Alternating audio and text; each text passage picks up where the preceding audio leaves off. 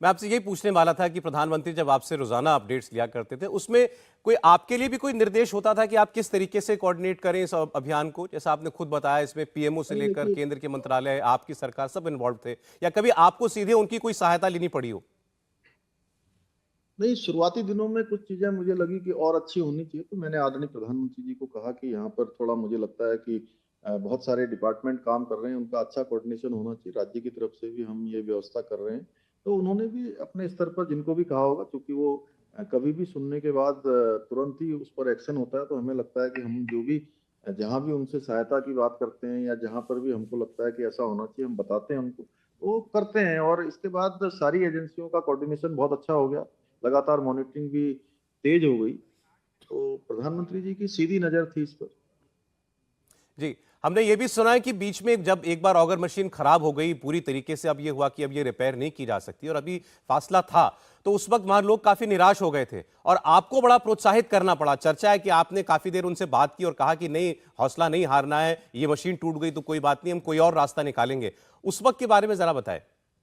नहीं देखिए, जो लोग वहाँ पर काम कर रहे थे, हर एक को ये लग रहा था कि अब मशीन टूट गई है तो मेरी ज़िम्मेदारी है। हर मतलब जो काम करने वाले बड़े दिल से वहाँ पर काम कर रहे थे। तो सब बैठे थे, तो सबको हमने कहा कि भई ये किसी एक की ज़िम्मेदारी नहीं है, ये हम सब की सामूहिक ज़िम्मेदारी है और इस समय में हमको अपना मनोबल किसी भी प्रकार से कम नहीं करना है। और हमको सबको टुगेदर होके जो है इसमें कलेक्टिव जो है काम करना है। और भगवान हमारी मदद करेंगे। हमारे प्रधानमंत्री जी हर संभव हमारे लिए वहां से कह रहे हैं कि जो भी जरूरत है आपको वो कर रहे हैं यहाँ से, तो हम जरूर इस पर सफलता प्राप्त करेंगे।